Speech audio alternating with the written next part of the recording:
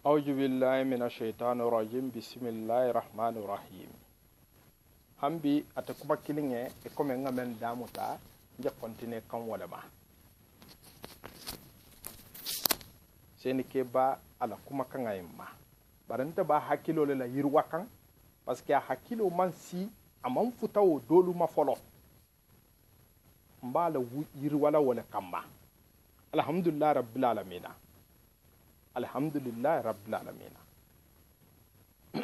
ala dua tonyala fa taala men se tonya sabati mo ni be tonya to fa taala men sa deba mo ni be nko to ki la fitale ko ha ko to be tonya kan ala mu ide mala par ni ba tole fania kan ite ba ibe men la ko to ba al kana al mutonya al mal tol fanga be mutala halu la city halu bula tonya siloka ala kana to ala hasila ja koma nabe bularin nabe bundin fania bulolema kan wo kandi dula wo dula ni be tonya le to almu ide mala dula wo dula ni be fania le to ibu nyata nyawo nyang hari ke ta konkoti almu itela hi mungu hi jojo hi tejela alhamdulillah rabbil alamin seni keba e hakilo jakobo man la fi nga foronti ntol ni tente foronti ñoxomati jamais man la fi wala bar la fi tale ni be bulala ko to e habula tonya dula e habula tonya ko ntol ko yenne do woto serum fo serum ko damuto 2016 damuto nko yem turaya ngo defenseur lantiti iteme turaya defense no ntolu mi bula wala bi mi bula wala sini ime turaya defendino fanan nko yenne ha tonya fo i ha melon ko tonya ibe dankane yare ngama bar ninja membila nyarandi nkili hari mante kili bar dokuta kili asiboje asi tonya yitila memu tonya di ibe infola ko mo homon wuli ko hata ka karambaya ni jaha tobe ko ha karambaya ni turaya tobe aketale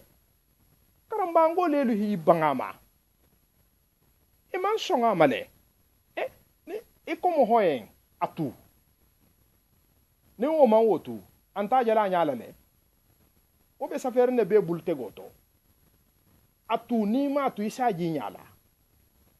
jaha hala baro kele baringe lu hila baro kele alay ba ke madulun te larin ko kabila la mohokan jamais amen karabe wala barakan enta be tonya kunanga men fokan isa fole ko wolente diari tuloye para be tonya le fokan sa wante be mbata faha sanke me fula kole ko kende bahantungo hadua sa wanteye par kende bahantungo me balu ko fo sa wantela ite me balu ko fo karmo hoba ite me balu ko fo sa wante wobe makaw ku yar de wobe makaw ku yari kole ko kende bahantungo hadua sa wanteye bar sawante hadua kende bahantunga eso je karamba ngo dronne la ete malo membe tambe kantu ba bar ntolo halonne ntolo ba kalamale be ba kalamale jahango be fanan ba kalama eki tata tuba itata turaya mento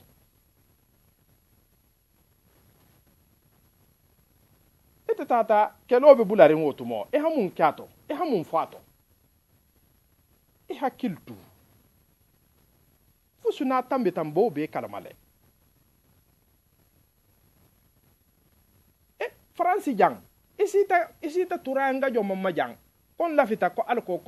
ko yinku ha tobe pare bata si alla mo holuma puatie e tata la alla ke ba ya puatie ngo yele itata je ko alko ko hibulo du nyohombulu ko hakul tobe ita no bare lunkilu luntala est-ce que nene bata si turangoluma ko nga kete ou bien nga sagite nene bata si jomma par do woto iden alay manu mfani manu tohola kite nungo bati honje awa kuma siamang ala maje annabi maje wona ta soare ke men konton alu bentanon ne ihi servi ke bala ha kangata ha filme amalo ha ke kome wo bulali la pièce kono wolu tuje he ni be tambila turango ni be tambila ma be tambila le face à face fi hakiketi hilo ton nya e hafo ba entolu ibe men hakilima frappe la wonya me tambi ame du no mbo be kalamale mbo be koto kalamale mohammed kamba ngo kalama wala safo ka a kontum malon ko yim fanga bete bar mohammed be karamba ngo kalama ifana e hawo mo fusuje wo mutanya mi la fili donc ko hakiltu ya hala baro kele ha damu tatuba ma hatahabu la hambo kela ihila baro kele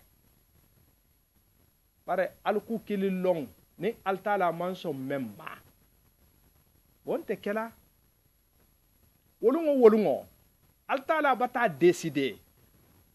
ko karambaya ngaya ko hala tunen altala bata décider ko karambaya ngo kante sonna ka ateman son ko karambaya ngo ha son ala bungo lola parce que wolungo nin karambaya ngo son tawo mo ho woluma hanama dinya menu nati kan alnun annabi alun ko dabula alna alu barin alu habben ala hakke kilinti ala hadden ala hamisirolo ni son tawo ma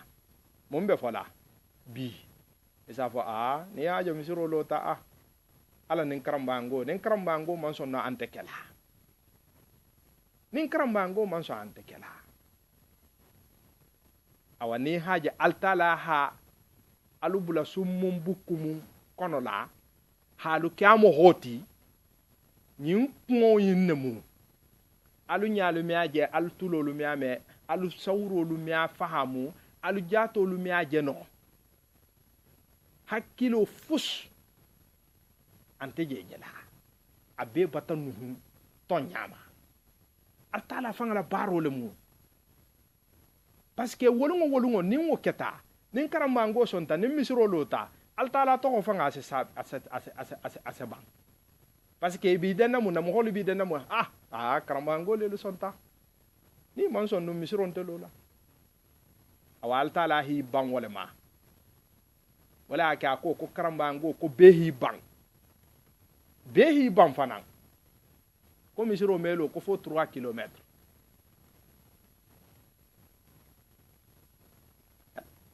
wala be ko la misiro manlo misiro lo ringa sileng misiro la wuyata o kola tugu misiro sagi talola hasagi teriala hatambi folola kabira halo damuta hanten abelo kan mun se fo ko ko altala la baro fangale bunti ko altala ko kono ko mo kana tulala altala to be fo kan par ni wo manke non altala to konto fola bay nga jahango nta hawo lonne nga wo mo dolu long wolo hakaramba ngolu ke altala alati adun alantiti kilantiti annabin titi mursalinan titi annabiyo mon titi annabiyo mo bonson titi iman jigi man feten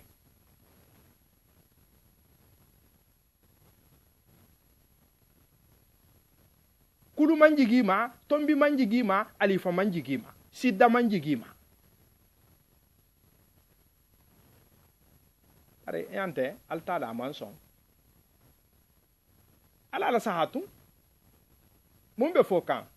altala kusala barola altala le fanga jangi lo te ala misroji ala bungo batalo alhamdulillah rabbil alamin hambi altala ba ko to diakan oui godo abesoto kan alhamdulillah rabbil alamin bar nun godo men sesoto wo dubulu lelu munyunuti ni nyohon fula saba nani sosoto le nun adundula jon saje tuba kono adundula jon saje amamune dundula jon saje har tententen godi menu sotota ntolta dubul lelu multi bari jon sa dundulaje godo se jom munafang al sa to ko me nyamen asituna al ma wonya la fana bar doyi alhamdulillah rabbil alamin men nimbe sotola adundula te nya bala agodo se to kontine jama tema ase fo jama tema nonne godo fananse ta hanja menna be ba kalama wala hake danwa almasi mala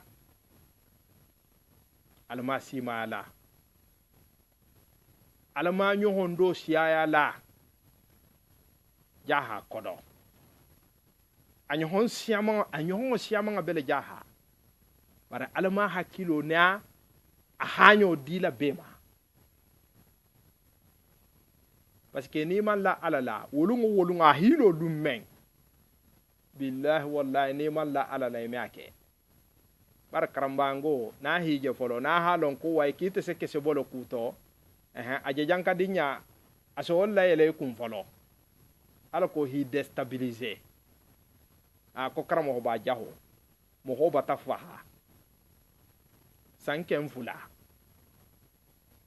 imalo amilon ni teleman duaya inemo ila nemo hasiyama ame fusuno yen harafa ngame ano aye ahamenke dunia yen wole dantama anin wole bije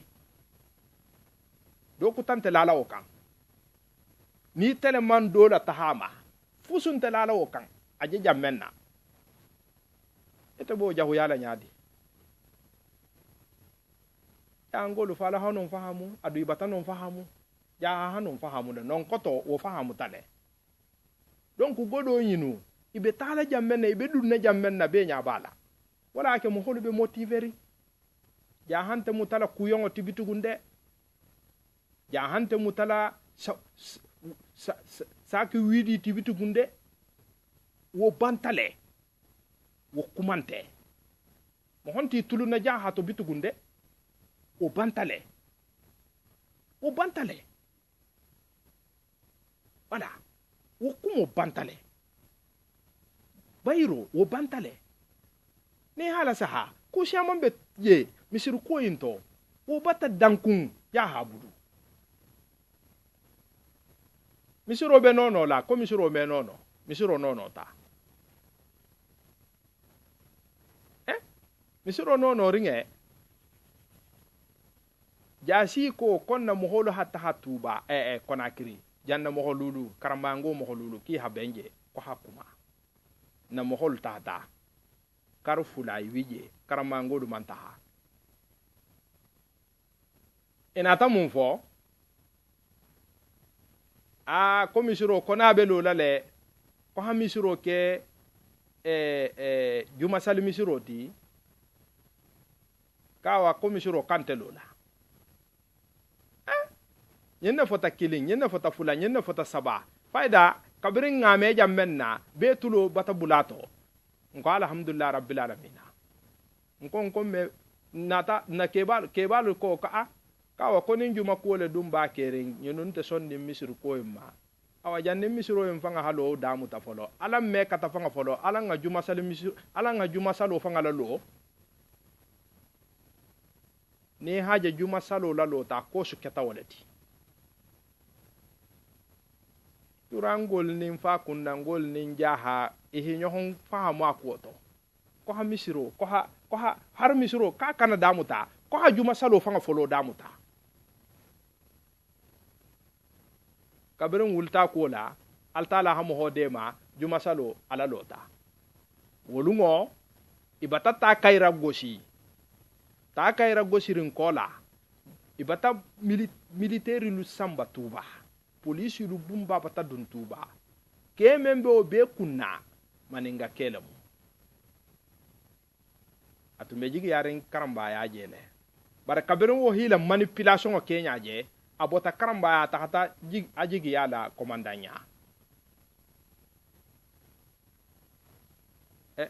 yinna juma ko nata na lama fo tena lung fo talata lung hanayin ne kumo fo ibati kongo konin juma salo lata makase kekeloti tuba na la bunya tuba na la jama bayin ko juma sale misiri kilin nim be nata be mekun ne aje dolu fanga meta ha misiro to wala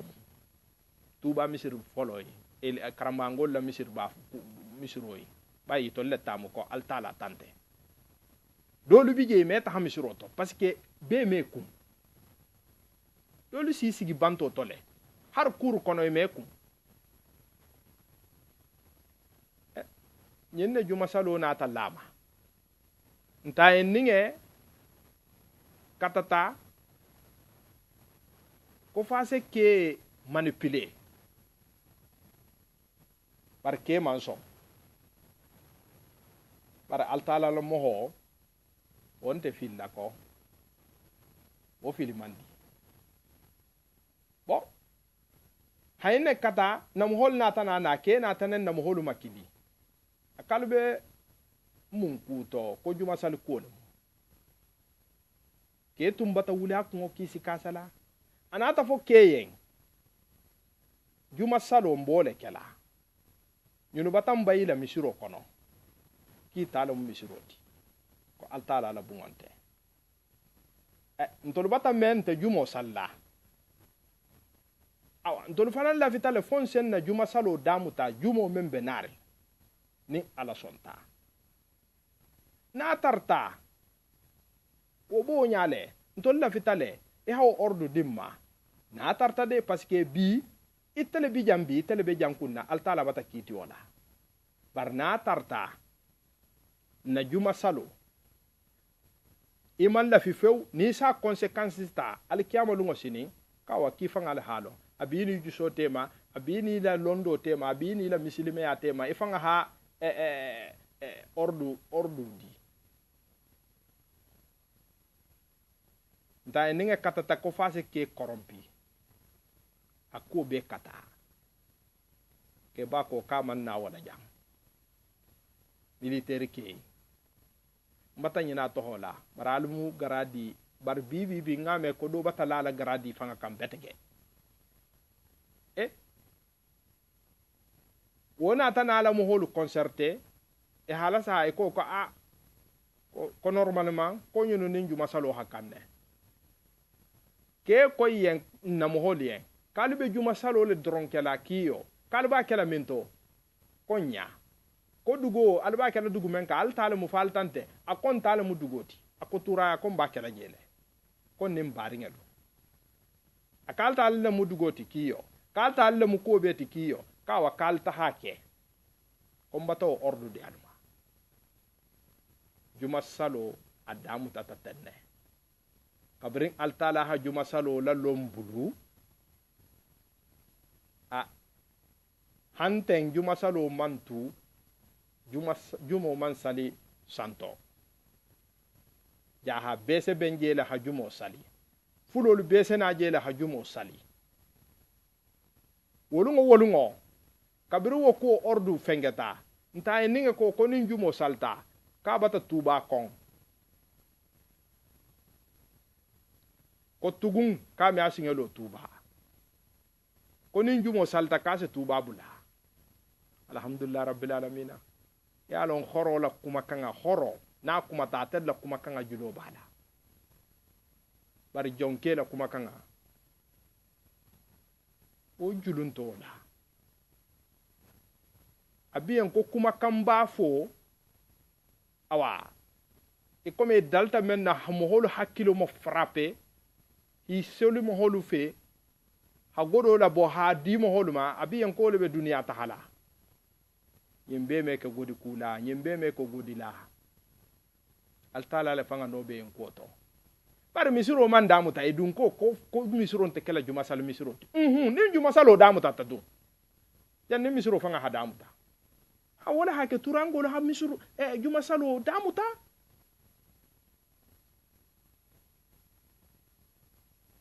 o manke kilenti juma salo damuta ta e hambay idi to bay idi lungole kelo keta idi lungole sallungole e hakelo la dum famadi ani mala min majuhaya enila mo holu bentato hafani gedum ifalu bulla ntolu son taw bema e hawke mo hola jamatema wolungo na mo holu hilo akata kelo tije ihi ken na mo holu kam wolungo le na mo holu hibo ila idi to jumo bata damuta wala kola idi fanan damutata bari wo keta sunkar salo fe donkin salo idi turangolo ha idi lalo wo idi belo la lumenna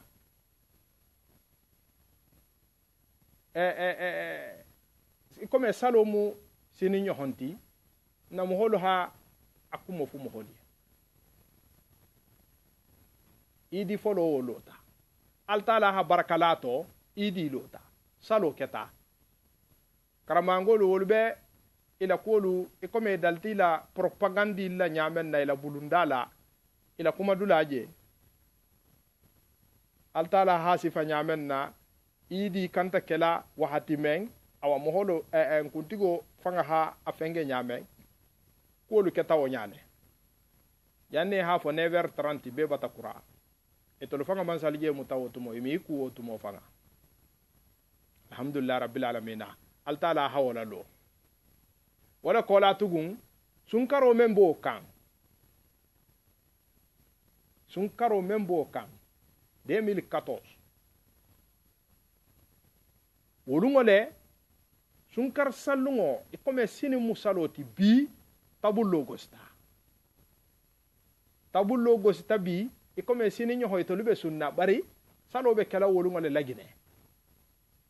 tabullo gosta jimbe gosta altala fanga ha tabullo ko fanan tabullo men na abota santo halajigi altala ha atta wolungole fanan tugun ha dun santo ngolu bulu e halayele bitugun jaha kemo ho na fa hata tabullo se gosilaye nungo me gosi ke basiya man bata fa haje bar tabullo me gosi yende bar karambango haradin ngele na fa hata se tabullo gosay alhamdulillah rabbil alamin wa keta wa kunta e halon karambango nta malon tun hakili su famen bila par ne wonte mo hoy kantale ha ko jate ni mo ho ba frontiere isi nyaala dun ne kudol ko to ni nyaabe kudol la kudol be takan e hita fanga hi hama e fanga hakilo jakko bo par wo kilinga man kima ne songoti wo kilinga man kima awa kuti hila long hafo ala nganke kuyin ko to ubi ala nga solution yini nkoma parce que abi en konton la hakkelo tegema ntol mankele tegema ndun ta tegelima fa bar non tan sigila de ki hajutu maya kenna ko hakun nto kela nson tawma idi ko anin tabullo ko altala halalo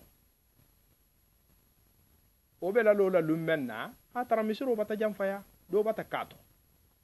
bara amiri lumam bangotumo obe bata dankun wole to tigidan ke sankungo ko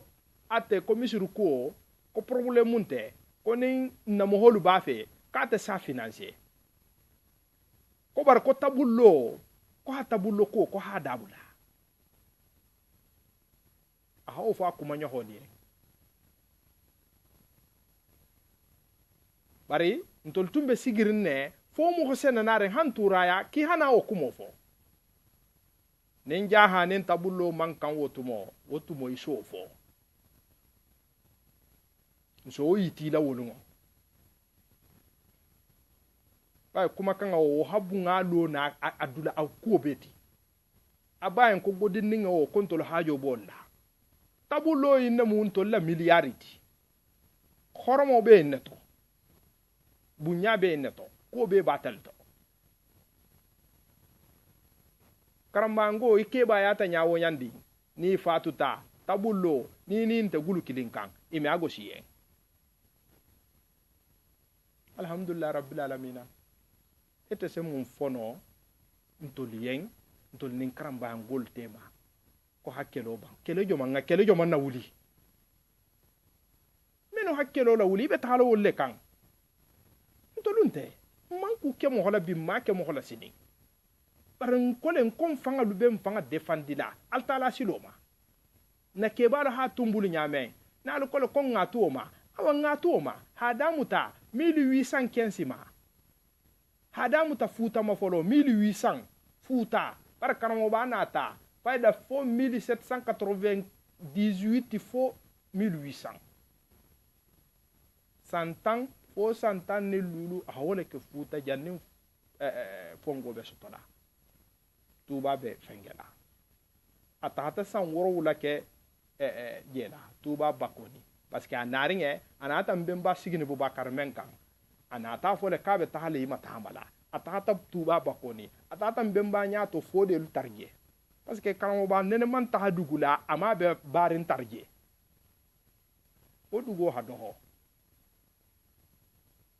ase tahaja menna nase kusotoje esa tarabaringa dobije pakundango dobije kankambo nyale ilana naring jene ilana naring hamfuta abe bo nyale olu be ketale ngobe obe fotale obe metale obe fanambo nyale partout baba koni amamma sabati jede abotale je bara botaje kummen kan o fanambije medu no be kono abota kummen fanga kan bundu mbo kalama bare bundu halifatun titiye jonu mu halifo ti bundu silalu kumenga boje mbo fanan kalamale nsena du o fanan kono ala fo sene ke baya hide na meto nya fono na be kumala hakuma bar tura kumo a hotuje no ngabunga ma a doho ma ahi hakil tuoto ntolu bunyale benne mo holtema ningi jebe bunya iba ma lamfela iba kela kukutala ante benna ntena landela de bari nte fola ko mbala kumo jabina bari mba fola la hakilo la yirwa kudoluma ante men kalama ala ko nga hakilo la yirwa o ma ha fo ko jaha ha ta kele ko karambango lelu hi bang isata me manfani sankun jahabi anamu karambango leti nyin kumo foti yellu menna ko alnun annabi ke ha ben alay sankun wala kuma kangawo ko ta sela sa ji dalela ko bar ko na ha fu ho muta ko me la sano bolu ngo fu kele har kuru fayo fanga man da muta wotumo kolu na tana yelma kabiri ha kolu je nya moli doma etol fanga ta tam fan sankunya ko fayda ko fan sankunga fan sankun ko ngol falende akabi bitugun ko fayda ko kumo en ko ngabunta loma ako parce que ko nyaaje ko la nyame ki halon kanu man ku kilin don alnim menu bato ako ma fo kukuta de ako bar ko turango ko ni hamem muta akontol ni imusigi nyo malati intaba halima de isibunya isibulia barni hajitum mayaje ni hala tahima idu ngalon ki bolho bato ni ha ko muta ako alale bi bolano ako bar ko mo honti bola jede ako ngay ne faliye nganon ne je wala ha ken kalien intentalu sosola intentalu jamfala na botali ale ako la ha ken kali ala hakata alnalu baringalu habeng ko bar kaluma faham ko mo ko so mo no yin to bitugo donc ya hata kele sigi nyokolu hita kele enu hila karamba ya kan ngojele ben kanto mfa madilu alay san kungolu e hakaito mutale halisti ke tuba kolla ni tata men na ludala e hafoye misir ko mbole kaito la ala ko ha jamala siya parce que halon ko jamatun tiko pare ala ko ha safero ke ko fi to so yi tamansa la hafo ko yante ko mansa ko jama mbe ko le ko yinte misir ko to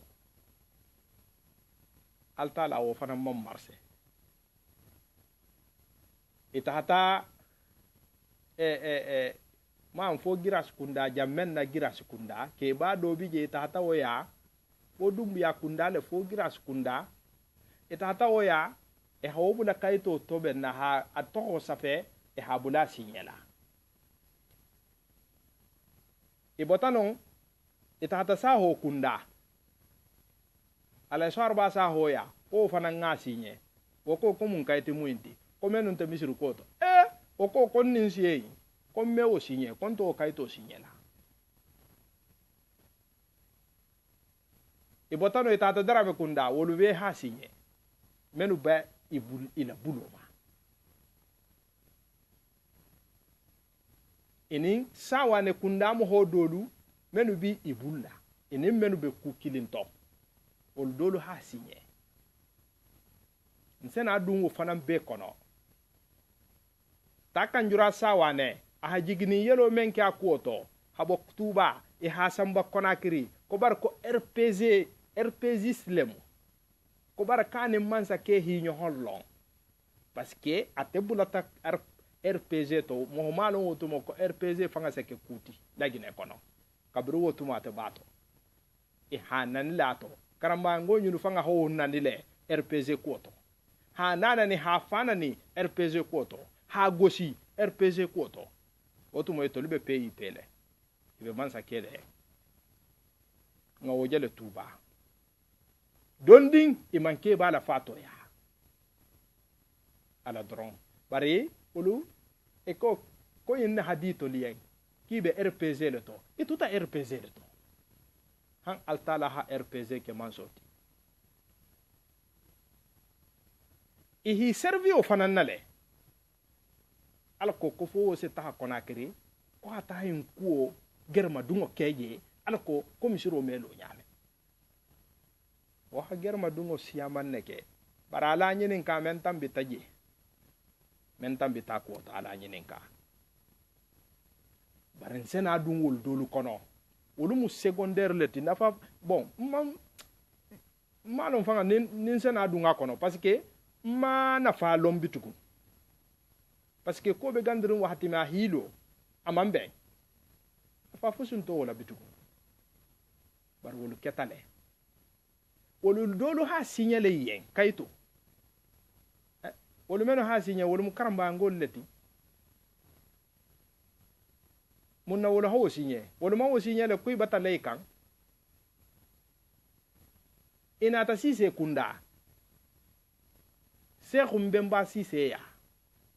Alhaji Cheikh Mbemba itata oya kina tale ala sanku fanga ba jamato mfa ma dilibe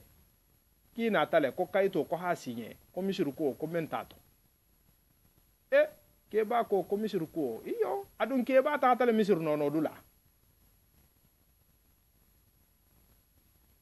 ke ba alai bala mini be lorin wo hoye jamena wona ta kisan woko ko mun kaytu muinti kono ko ha signale ko menon tamiso woko ko no kitoli ya jam folo kitoli me kayti signe ki mambe ngama ki hata folo ko ni benta kumento ko tumo ki se kayto signe ko ni ba signe la ki sila no alhamdulillah rabbil alamin wala haki ke ba jam wo jandi almu mo hololi fe i hadi menyen même man la fi la kupila alkiyama lungo sini ni wo be lori fe abibula la silo parce que nin ke ba ya ta nyamoli do ma se dindi nyale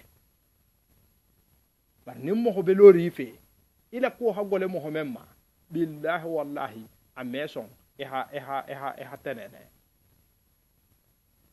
nay bala min sise karamango hale bala min sise la lale ki ba kanna tegela tuba kolla ki ba kanna tegela mfa ma di mu wokngoti hadin ngel bula ha kamar ngel bula ha la vitre mabum ha te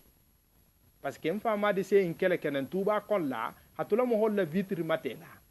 na la vitre fengata jammenna ni men la godo be abulu ou bien men la godo be karfarama ha ke ikome wala godo turangol batana ko hana la godo sunya ou bien adoho men la vitre ko babulu parce que ase vitre gago kele ase din ngel bula ko hakuro ma fenge kuro dolu se si to lu fanga dam masse vitre o dolu te adoho la bungo o dolu vitre atafanga idam ma fanga so te ha kya doho o dolu yen e comme ko turango le janga na vitre te ala ko wose vitre so ngota tu gun hadu ngabudu a tuli jula ya la mo holla godo to barkantanga imam femmen soto faransi jang ko fita hatta hawo wuli soto tuba din ko kono nito ko kite bo soto la tuba din ko le kono wo kelo se bang wo kelo me bang tuba bi je habun commerce bi je bar nito ko fita hawo godo soto imam men soto tiba bu jamano kono ko fita hatta hawo soto i wulu sola halon fi hajama be ki nyahonto ado wala vitre wo na te ta tele sen ala ko isa godo ta ha dunga bulu nyame be sela wuli wala ma so be ke wala nto la vitre menu be teri yanni wolu be la la wahati men a hilo le ko fo hawo vitre ko ta ko ha dunga bulu ta ta le janke madi ya wotumo sohoma urala abe ala janke madi ko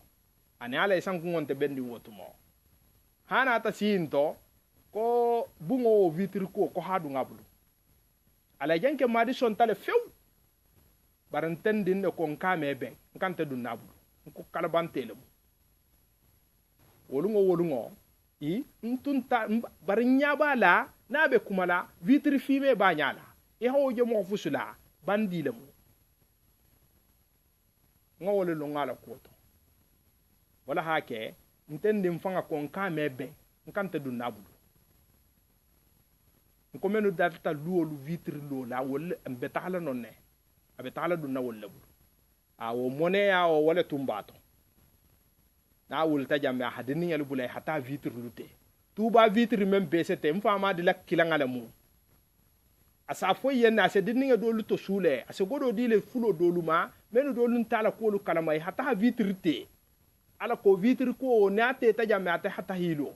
vitre ko nta se vitre nta se vitre to benne e ha vitre ko e ha godo ko tay ha akarfala hijula yato bara sabe taranya alkiyama lu musini awante se mem fo yeng seni keba hakili nyini ala nu annabi yeng hakili nyini ntolla godi ko ntanto godi ti jamale tamu ntolla godi ntede amandin tolma de dun kelelun tala jama godo nenma dun na dol to na dol be tinyari do to ni ta fanga kumata bi kunto ti dondi eta fanga ha mem fo nyen wolungo eta fanga halon e ko lo lajano kaman dia yen e ko bi ko nin godi bi bulu bi ten akita halon kibe men kala non koto eta fanga la kuma kanga kono bari hakiltu ngatu tonya ko e kanan tol defendin tol man la fi la défense la nabi ni ba fe fanan karamangol defendi bari e justice ko e halon na ko e bataye ta kibe justice ko kalamale e ko fusunta bola en to tonya fuy me bato dunia jang bari fuy me bato alkiyama e hawlon ne ete man alalon altala me julo dum bara sasara into kalama aha jara alkiyama duniya jang wala hadi karama ngol la fa ha jara alkiyama lunga sini intol natu ta alkiyama lunga sini ma alhamdulillah rabbil alamin wo be hadilen tolla ntol ken na mirato wo alhamdulillah le moti bar mo me da altala ko la hampon nyamoli doma fi hatu temale hala alala bari kana lay fangala kana yilla tege hammoli dola bari hana madinye ibe temale hana madinye man kamani bar mo me nga fanga ta ha fanga la altala pilasi la wo alhamdulillah nyabo ul fanan le ul fanan saranya altala bulu altala nyabo da altala le fanan ngolo karama ngo kanin tura jahawle mu kilindi tuba kolla nim mo ho fahata tuba nin jaha fahata jaha sela la jammenna est ce que nin karamba yango fahata ise karamba yango la non ne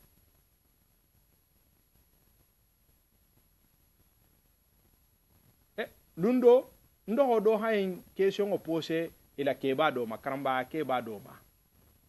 ko munna ikayen ko bar ko jaha nin karamba ko mun difference bila ko difference pusintila ko difference intila ko ko munna silen nin karamba ngo fata so la koto karamo ho ba koma nin jaha mo ho fahata ise o jaha mo ho la karamo ho ba nyatilinga ma karamba ngo ko ni mari go yen ko ko karamba ngo ke halon ko altala ko karamo ho ba la duwa kono ka ha junube hafaro sa fe ko altala ko karamba ngo ni wo fahata ko arjanna le moti ko kumte karamba ngo la alkiyama lungo sini ko bar ko jaha fanan ko bar ko be karam ko ba sugularin ala fita fanan ko fo jaha o fanan se tara arjanno kono alkiyama lungo sini ko le hake ko jaha mo ho kiso la karam ko ba nyatilinyama ko ala ko karam ko ba so kanjori nyame janna be sila gaburoto Allahu akbar Allahu akbar Allahu akbar karambayango kangale moyindi dugu kilinga kono misiri kilinga kono misiro nyato jahasela ninja ha mo hole mo biyan fa kunango ni be sallima isinati hannon